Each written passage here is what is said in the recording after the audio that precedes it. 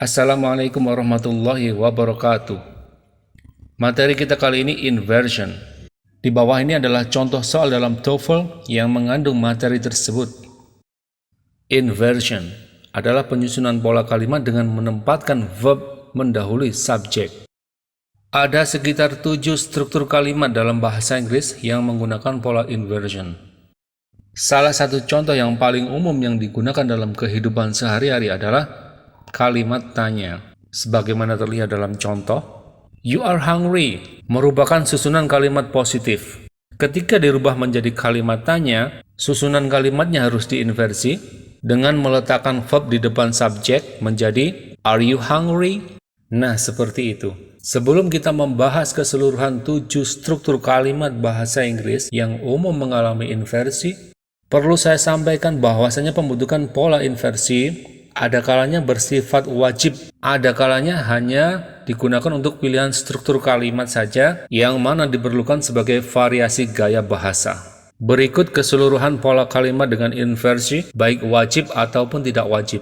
Yang pertama, question sentence, wajib inversi. Yang kedua, elliptic sentence atau peringkasan kalimat setara, wajib inversi. Yang ketiga, single adverb dan preposition phrase yang menerangkan keterangan tempat, tidak wajib inversi. Yang keempat, negative expression di awal kalimat, tidak wajib juga. Yang kelima, reducing conditional sentence, tidak wajib juga.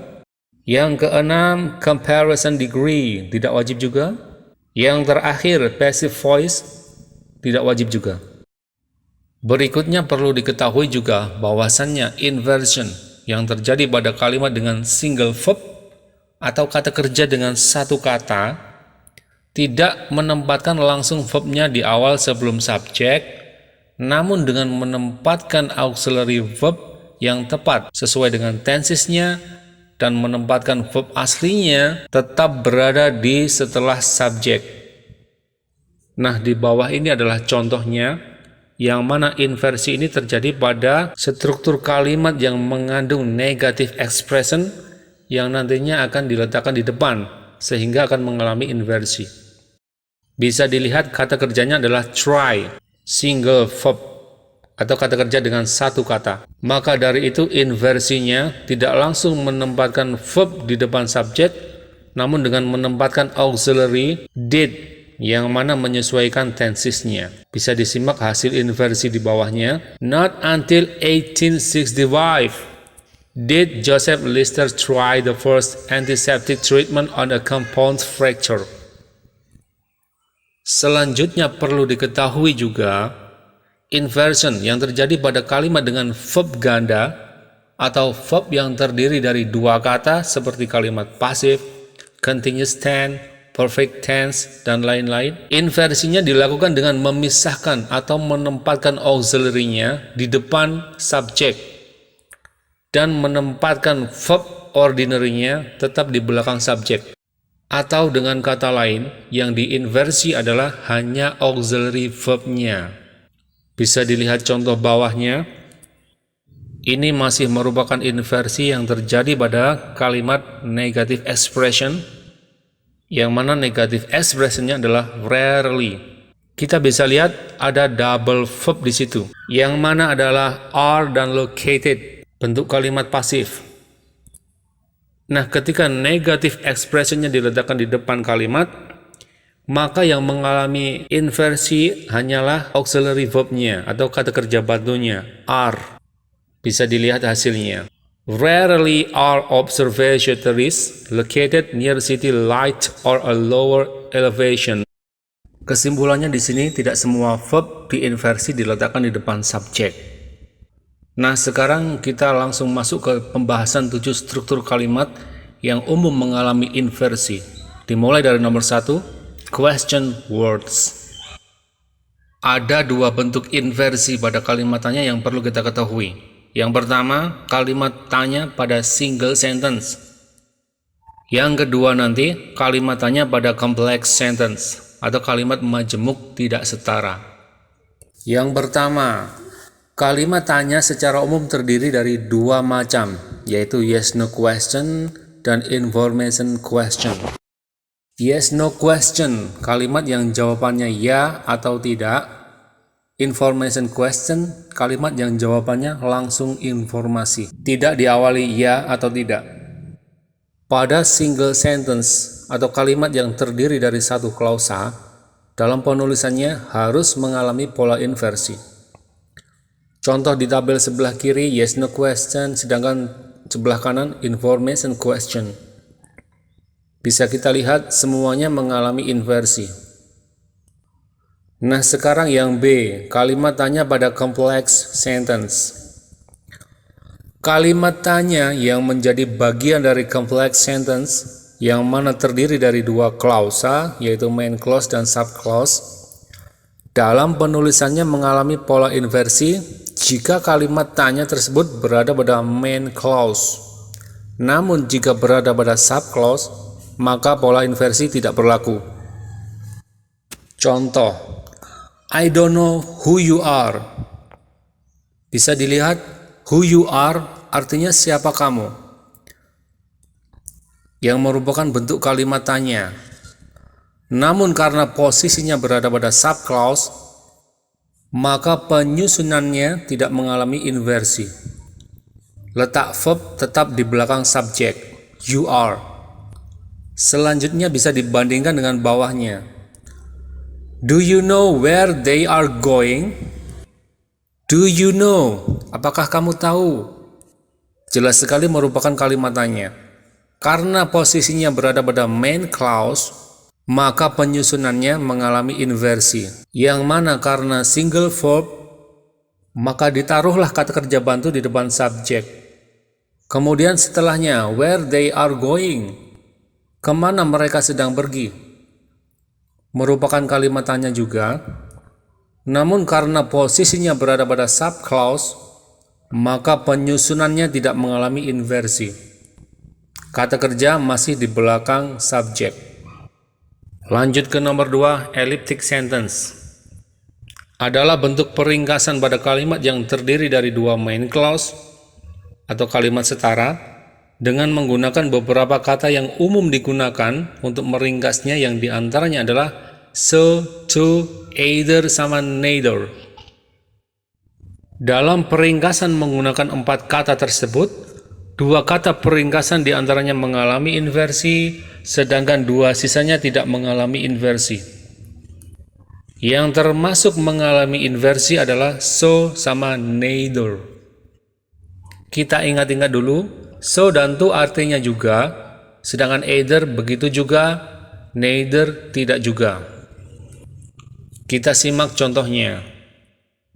Dari kalimat yang belum diringkas, Eko Wahyudi studies in Al-Azhar and Alvin studies in Al-Azhar. Ketika diringkas menggunakan so, terjadilah inversi. Maka hasilnya, Eko Wahyudi studies in Al-Azhar and so does Alvin. Untuk menginversinya, kita perlu kata kerja bantu does. Sekarang yang to tidak mengalami inversi. Hasilnya, Eko Wahyudi studies in Al-Azhar and Alvin does too. Posisi subjek tetap di depan verb, yaitu does. Kemudian diikuti to. Sekarang yang either tidak mengalami inversi juga. Eko Wahyudi studies in Al-Azhar and Alvin does either. Letak subjek tetap di depan verb, does. Kemudian diikuti either. Sekarang yang neither, yang nantinya mengalami inversi. Eko Wahyudi doesn't study in Al-Azhar and neither does Alvin. Bisa dilihat posisi verb mendahului subjek karena berlakunya inversi. Di penjelasan nomor 2 ini teman-teman, selain teman-teman menyimak terjadinya inversi, teman-teman juga bisa menyimak perbedaan peletakan dari peringkas tersebut, baik itu so, to, either, atau neither. Sekarang yang ketiga, inversi yang terjadi pada single adverb phrase dan prepositional phrase yang berfungsi menerangkan keterangan tempat. Dimulai dari single adverb place, di antaranya ada 3 kata, here, there, now, where. Yang mana jika 3 kata ini diletakkan di depan kalimat, maka terjadilah inversi. Contoh, here are the books that I borrowed. Nah, the books diawali verb di depannya. Contoh yang kedua sangat umum sekali dalam kehidupan sehari-hari. There is a big spider.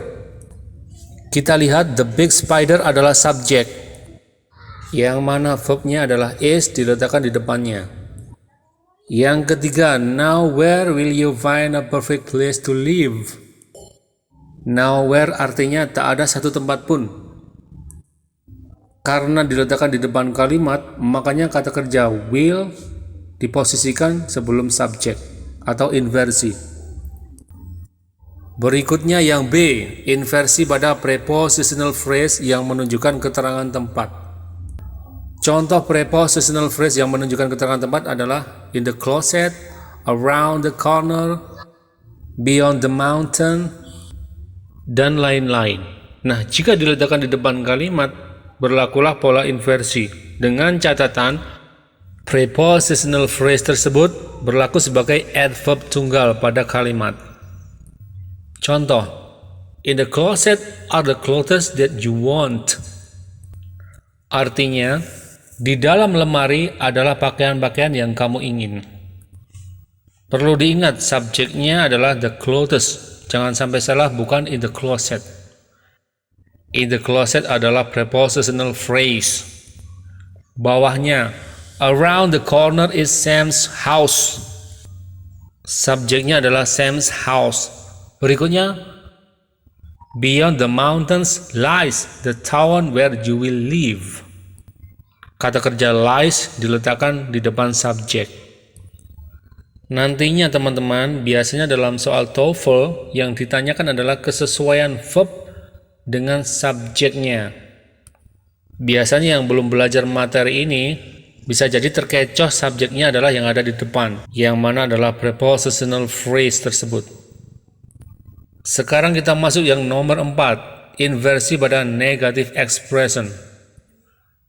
Negative expression adalah beberapa kata atau frase yang menunjukkan bentuk kalimat negatif, yang mana jika posisinya diletakkan di depan kalimat, maka berlakulah inversi. Bisa disimak contoh kata-katanya. Kita lihat juga contoh dari kalimatnya. Yang sebelah kiri merupakan bentuk dasar ketika negative expression diletakkan tidak di depan kalimat, sehingga tidak mengalami inversi. Sedangkan yang di sebelah kanan, ketika negative expressionnya diletakkan di depan kalimat, berlakulah inversi. His secretary has seldom made menjadi seldom has his secretary made. Berikutnya inversi pada conditional sentence, khusus yang berkata kerja bantu had, were, sama should. Inversi yang terjadi pada conditional sentence adalah ketika subclause pada kalimat tersebut diringkas dengan menghilangkan conjunction-nya. Perhatikan, yang sebelah kiri adalah bentuk dasar, tidak diinversi karena tidak mengalami peringkasan. Sedangkan yang sebelah kanan diinversi karena mengalami peringkasan. Contoh awal, if you had listened. Nah, di situ ada kata had yang mana boleh dilakukan inversi dengan menghilangkan conjunction-nya. Jadinya adalah had you listened dan seterusnya. Bawahnya, if I were. Nah, ada kata were, makanya boleh diringkas dengan menghilangkan conjunction-nya. Jadinya berlaku inversi, were I in position to help. Were I. Were-nya diletakkan di depan I. Berikutnya, if I should arrive. Ada kata should di dalamnya, makanya boleh diringkas dengan menghilangkan conjunction-nya, yang mana berlaku pola inversi. Jadinya should you. Conjunction hilang, should diletakkan di depan you. Sekarang yang nomor 6, inversi pada comparison degree. yang mana boleh dilakukan secara bebas tanpa ketentuan khusus. Contoh di sebelah kiri bentuk umum, we were more prepared than the other performers were. Perhatikan letak were pada subjek yang kedua, yaitu performers. Letaknya umum, berada di setelah subjek. Bentuk ini boleh dilakukan inversi dengan meletakkan kata kerjanya di sebelum subjek, yang jadinya adalah we were more prepared than were the other performers. Sekarang masuk yang terakhir, inversi pada passive voice atau kalimat pasif. Contoh di bawah yang sebelah kiri adalah bentuk kalimat pasif umum, yang mana verbnya berada setelah subjek. Sedangkan yang sebelah kanan adalah pola inversi yang terjadi jika verb tiganya diletakkan di depan kalimat. Lihat perbedaannya. The president was surrounded by service secret agents menjadi surrounded by service secret agents was the president. Nah, demikian materi yang saya sampaikan berkaitan dengan inversion. Selanjutnya kita akan coba mengerjakan materi pretest yang ada di atas. On the second level of the parking lot, nah, missing word. Kita di sini diminta untuk menentukan struktur kata yang tepat untuk melanjutkan kalimat tersebut. Kita perhatikan, on the second level of the parking lot, ini merupakan prepositional phrase yang berfungsi menerangkan keterangan tempat. Jelas sekali di sini belum terdapat subject verb. Kita ingat pembahasan tadi, bahwasannya ketika ada prepositional phrase yang menerangkan keterangan tempat berada di depan kalimat, maka berlakulah pola inversi. Verb dulu baru subjek. Ingat, subjek kalimat harus kata benda. Pilihan A salah karena empty adalah kata sifat. Kata sifat nggak boleh sebagai subjek. Pilihan B juga salah karena bukan inversi. Pilihan C salah karena sama dengan A kasusnya.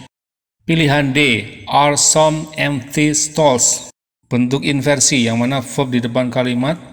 Some empty stall adalah subjeknya. Maka D adalah pilihan yang tepat. Nah, sekarang waktunya teman-teman untuk mencoba beberapa soal yang disediakan dalam post test dengan pemahaman yang sudah didapat dari penjelasan materi. Assalamualaikum warahmatullahi wabarakatuh.